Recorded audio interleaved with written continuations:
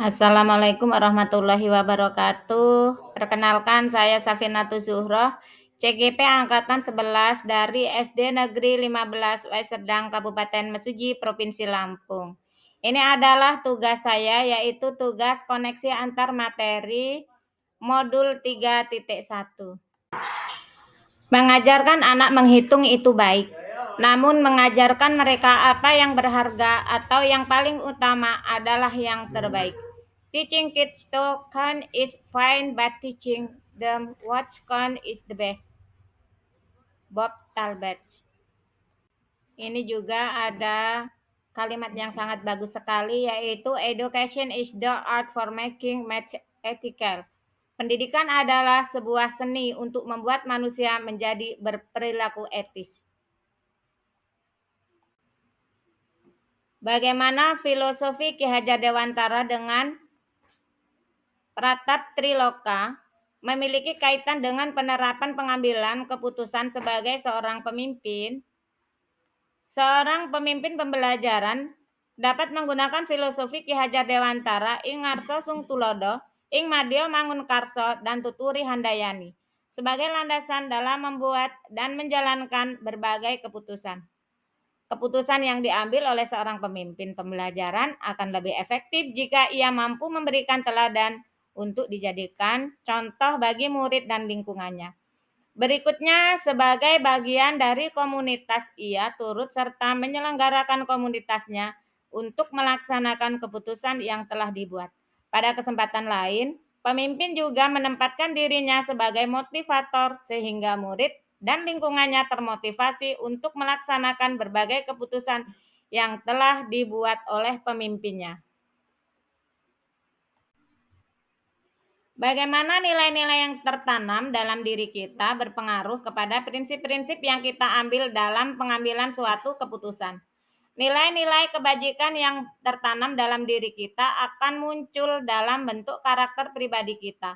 Karakteristik seorang pemimpin merupakan akumulasi dari kepribadian, watak, serta sifat yang dimiliki dan mengarahkan pada kebiasaan maupun keyakinan pemimpin tersebut dalam kehidupan sehari-harinya. Pembentukan karakter dalam diri seseorang akan terjadi melalui proses pembelajaran sepanjang hidupnya.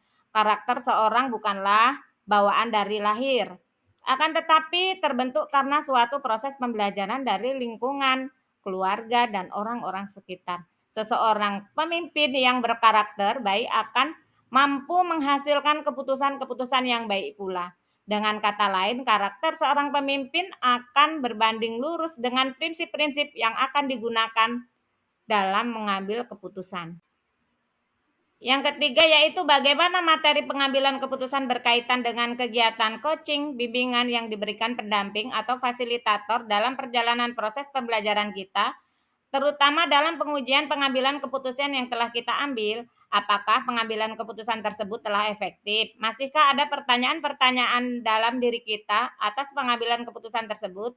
Hal-hal ini tentunya bisa dibantu oleh sesi coaching yang telah dibahas pada sebelumnya. Seorang pemimpin pembelajaran harus mampu mengambil keputusan yang baik dengan berpedoman pada 9 langkah dalam pengujian dan pengambilan keputusan. Pendamping atau fasilitator pada kegiatan coaching dengan mengajukan pertanyaan-pertanyaan yang berbobot dapat menggali potensi CGP dalam mendapatkan alternatif opsi lainnya pada langkah investigasi trilema sebagai opsi trilema dari kasus yang terjadi. Efektivitas dalam pengambilan keputusan dapat dilakukan dengan melihat kembali atas merefleksikan proses pengambilan keputusan yang telah dilakukan sebelumnya. Refleksi ini intinya dapat diambil pelajarannya untuk dijadikan acuan bagi kasus-kasus selanjutnya. Bagaimana kemampuan guru dalam mengelola dan menyadari aspek sosial emosionalnya akan berpengaruh terhadap pengambilan suatu keputusan, khususnya masalah dilema etika. Jika kita melihat kembali 9 langkah dalam menguji dan membuat keputusan, maka pada setiap langkahnya kita menyadari betapa besarnya peran kompetensi sosial dan emosional di sana. mengenai berbagai emosi dan menerapkan kesadaran penuh adalah hal yang sangat penting agar kita tidak tergesa-gesa dalam mengambil keputusan. Berempati terhadap orang lain serta kemampuan menjadi relasi sangat berguna ketika kita berupaya menemukan fakta-fakta yang relevan dengan kasus yang berhubungan dengan dilema etika tersebut. Lalu pada akhirnya tentu saja seorang yang memiliki kompetensi sosial emosional akan mampu mengambil keputusan-keputusan yang bertanggung jawab bagi dirinya dan lingkungannya. Bagaimana pembahasan studi kasus yang fokus pada masalah moral atau etika kembali kepada nilai-nilai yang dianut seorang pendidik?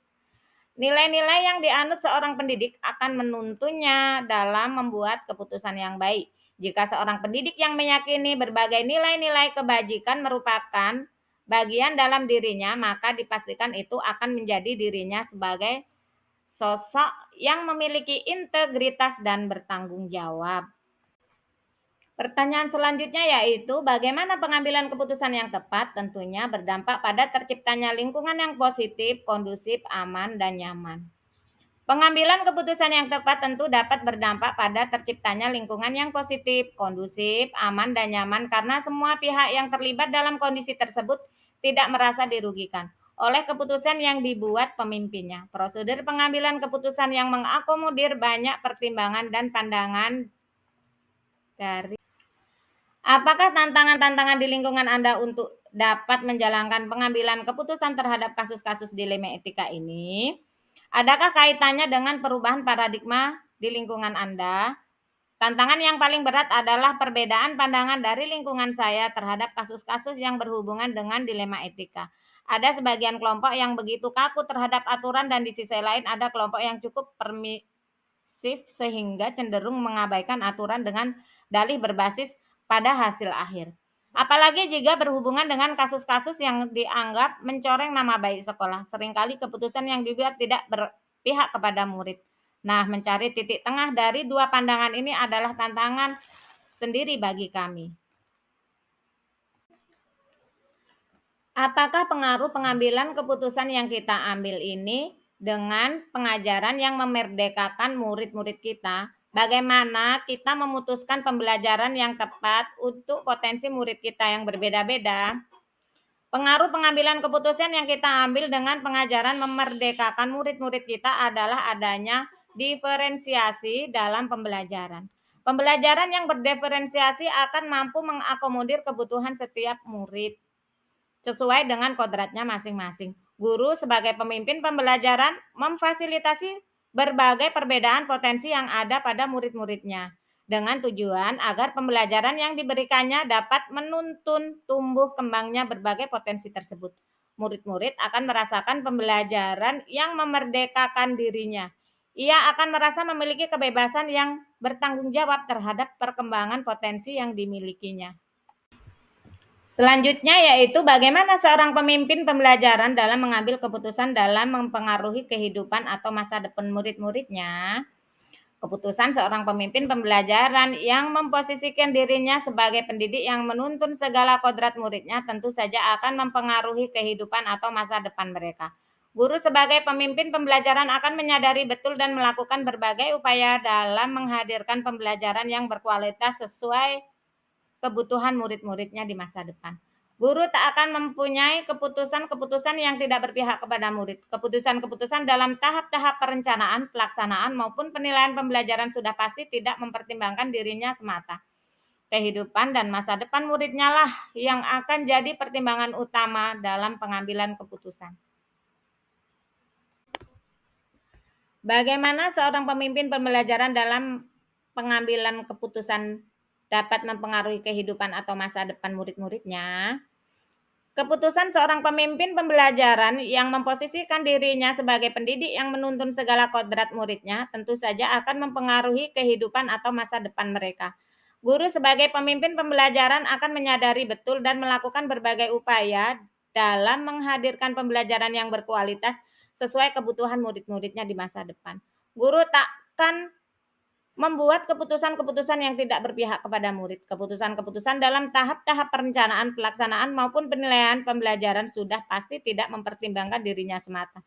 Kehidupan dan masa depan muridnya lah yang akan dipertimbangkan untuknya dalam pengambilan keputusan. Apakah kesimpulan akhir yang dapat Anda tarik dari pembelajaran modul materi ini dan keterkaitannya dengan modul-modul sebelumnya? Kesimpulan akhir yang saya peroleh dari pembelajaran materi ini dan keterkaitannya dengan modul sebelumnya bahwa pengambilan keputusan merupakan kompetensi harus dimiliki oleh guru sebagai pemimpin pembelajaran. Keputusan pemimpin pembelajaran berlandaskan pada filosofi Ki Hajar Dewantara, yaitu menuntun murid sesuai kodratnya dan berpihak kepada murid, karena setiap keputusan yang diambil nantinya akan mewarnai karakter murid di masa depan. Guru sebagai pemimpin pembelajaran harus mampu mengambil keputusan yang baik dengan mengedepankan nilai-nilai kebajikan yang telah menjadi kesepakatan kelas. Pembelajaran sosial emosional dan pembelajaran berdiferensiasi merupakan bentuk apresiasi guru terhadap keberagaman murid-muridnya. Selanjutnya, pada tahap perencanaan, dalam pengambilan keputusan seorang pemimpin pembelajaran dapat menggunakan alur bakja untuk mewujudkan budaya positif sehingga dapat menciptakan kondisi lingkungan yang nyaman atau well-being. Sejauh mana pemahaman Anda tentang konsep-konsep yang telah Anda pelajari di modul ini, yaitu dilema etika dan bujukan moral, 4 paradigma pengambilan keputusan dan 3 prinsip pengambilan keputusan, dan 9 langkah pengambilan dan pengujian keputusan. Adakah hal-hal yang menurut Anda di luar dugaan?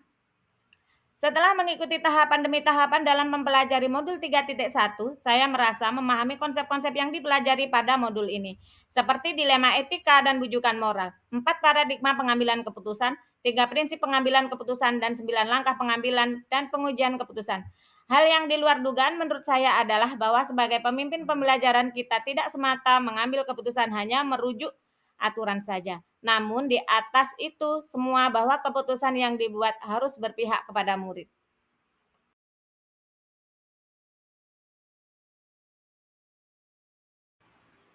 Bagaimana dampak mempelajari konsep ini buat Anda? Perubahan apa yang terjadi pada cara Anda dalam mengambil keputusan sebelum dan sesudah mengikuti pembelajaran modul ini? Dampak yang paling signifikan bagi saya setelah mempelajari konsep ini adalah saya mampu mengenali dilema etika dan bujukan moral. Kemampuan ini nantinya tentu saja akan mendorong keterampilan saya dalam membuat berbagai keputusan yang tepat. Jika seorang pemimpin tidak mampu membedakan dua hal ini, maka dikhawatirkan keputusan yang dibuat menjadi tidak tepat. Oleh sebab itu, saya merasa bahwa seorang pemimpin harus mampu mengidentifikasi antara dilema etika dengan bujukan moral. Setelah mengenali dilema etika dan bujukan moral, saya bisa menerapkan 9 langkah dalam menguji dan mengambil sebuah keputusan. Seberapa penting mempelajari topik modul ini bagi Anda sebagai seorang individu dan Anda sebagai seorang pemimpin? Menurut saya sangat penting karena modul ini memberikan pemahaman yang komprehensif bagi saya dalam mengambil keputusan, baik sebagai individu maupun sebagai seorang pemimpin. Melalui modul ini, saya memahami cara membuat keputusan yang baik dengan menerapkan 9 langkah dalam menguji dan mengambil sebuah keputusan dengan menggunakan langkah-langkah ini, maka keputusan yang saya ambil akan jauh lebih baik dari kondisi yang sebelumnya sebelum saya mempelajari modul ini.